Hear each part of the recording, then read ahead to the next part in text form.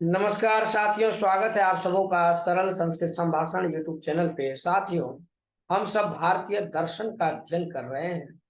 तो आइए कुछ प्रमुख बिंदुओं के ऊपर हम सब चर्चा करें, उसको स्मरण करने का प्रयास करें। शुरू किया जाए। हाँ, प्रारभ्यते सांख्यकारिका। सांख्य दर्शन सबसे प्राचीन दर्शन है। सम उपसर्ग पूर्वक क्ष प्रकथने धातु से अंग प्रत्यय करने के बाद टाप प्रत्यय करने से संख्या शब्द बनता है। पुनः संख्या पद से तस्येदम सूत्र द्वारा अन्न प्रत्यय करने पर सांख्य पद निष्पन्न होता है, जिसका अर्थ है गणना से संबंधित अथवा गणना से जानने योग्य। क्योंकि सांख्य दर्शन में तत्वों की गणना अर्थात संख्या को अत्यधिक महत्व दिया गया है। बिल्कुल। सांख्य दर्शन के प्राचीन आचार्य कपिल मुनि हैं। सांख्य दर्शन में 25 तत्वों की चर्चा है। बस अलम सोलम। तो कहने का मतलब जो है, जो सांख्य शब्द का जो निर्माण होता है, जब आप व्याकरण की दृष्टि से बनाते हैं, तो सबसे पहले हम सम उपसर्ग का प्रयोग करते हैं और ख्या प्रकथने धातु से जो है अंग प्रत्यय का विधान करते हैं। अंग प्रत्यय करने के बाद फिर टाप प्रत्यय करते हैं, क्योंकि संख्या शब्द बनाना है तो संख्या शब्द बनता है। और पुनः संख्या पद से जो है तस्य इदम, एक सूत्र है तस्य इदम, उस तस्य दम सूत्र के द्वारा अण प्रत्यय कर देते हैं। और जब अण प्रत्यय करते तो संख्या में जो सम है उसी में हम आकार का विधान करके देखिए आगे सांख्य पद निष्पन्न बनाते हैं ना। निष्पन्न होता है सांख्य पद, जिसका अर्थ है गणना। ठीक है, तो गणना से संबंधित अथवा गणना से जानने योग्य, क्योंकि सांख्य दर्शन में तत्वों की गणना अर्थात संख्या को जो है अत्यधिक महत्व दिया गया है। ठीक है ना, इसीलिए सांख्य दर्शन में कितने तत्व हैं? 25। सांख्य दर्शन में जो है 25 तत्व हैं। 25 तत्वों की चर्चा की गई है। ठीक है ना, तो 25 तत्वों की चर्चा है सांख्य दर्शन में। और सांख्य दर्शन के आचार्य कौन है? आचार्य कपिल मुनि। ठीक, आचार्य जो है वो कपिल मुनि हैं। आगे हम पढ़ेंगे सांख्य दर्शन के अनुसार जो है मुख्य रूप से दो नित्य हैं, पुरुष और प्रकृति, पुरुष तथा प्रकृति। आगे क्या लिखा गया है, पढ़िए। सांख्य दर्शन सांख्य के अनुसार जी मुख्य रूप से दो तत्व नित्य हैं, पुरुष तथा प्रकृति।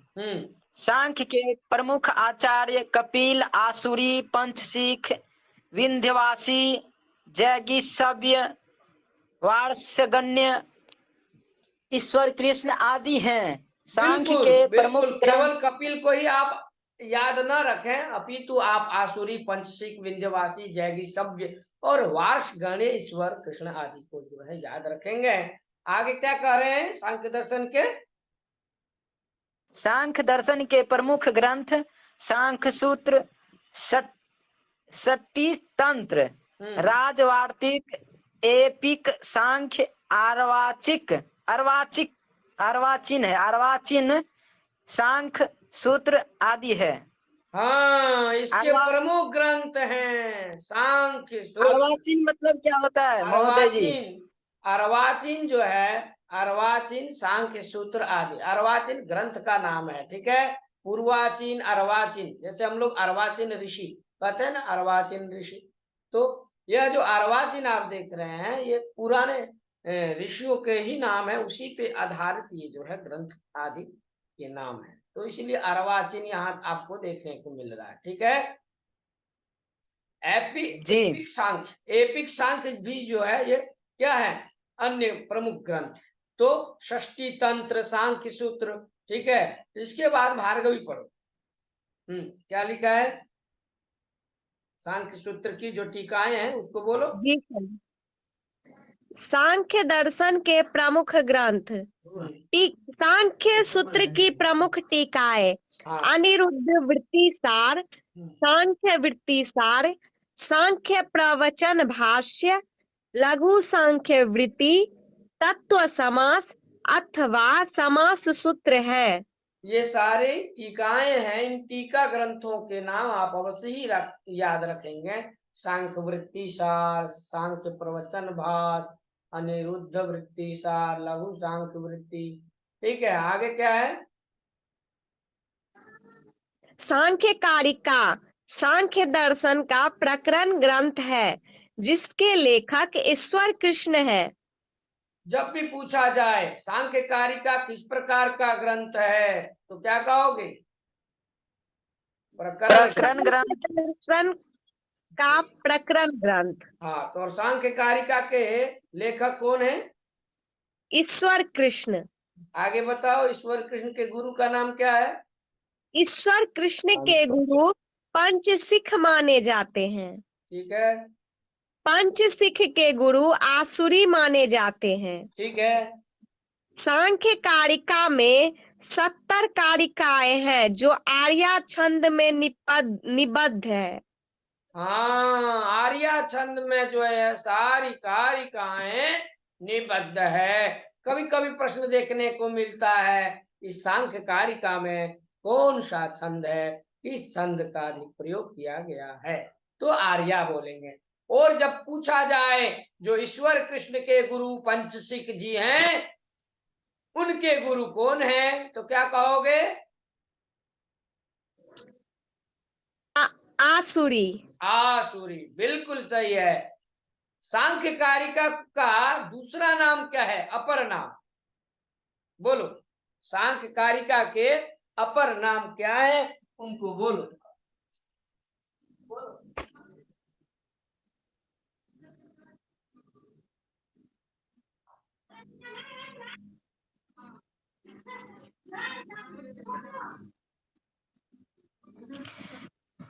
बोले महोदय जी, सांख्य सप्तति सप्तति, हिरण्य सप्तति अथवा सुवर्ण सप्तति।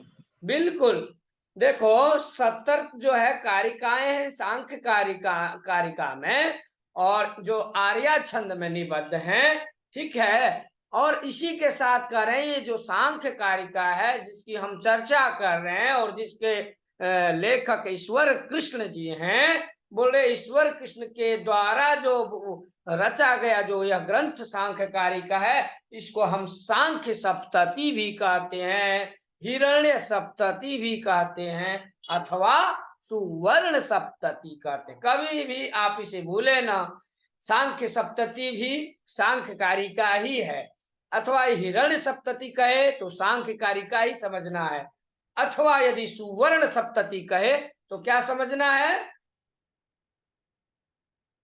सांख्य कारिका। बिल्कुल, इस प्रकार से हम आगे बढ़ेंगे। अब टीकाएं, सांख्य कारिका की टीकाएं कौन कौन है? गौड़पाद भाष्य, माठर वृत्ति, जय मंगला, युक्ति दीपिका, सांख्य तत्व कौमुदी आदि हैं।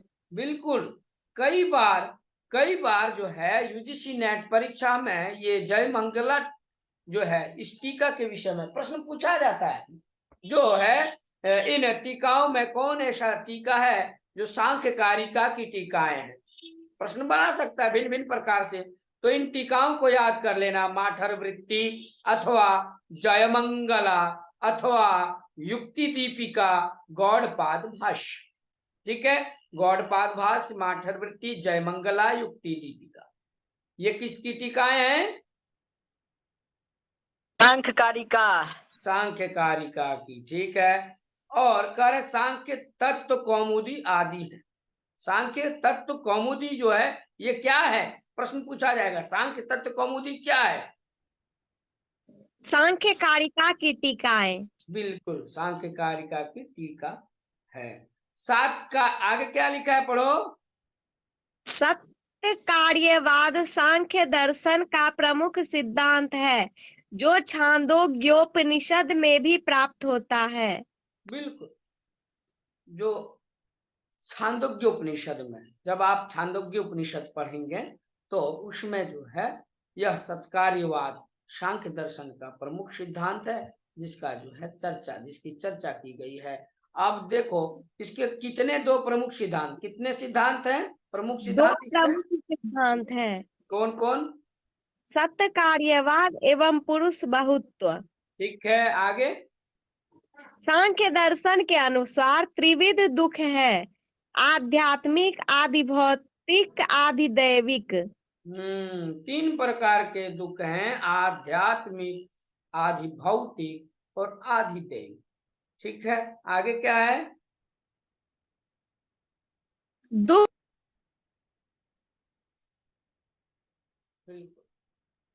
ये जो है आध्यात्मिक दुख है और ये आदि भौतिक दुख है।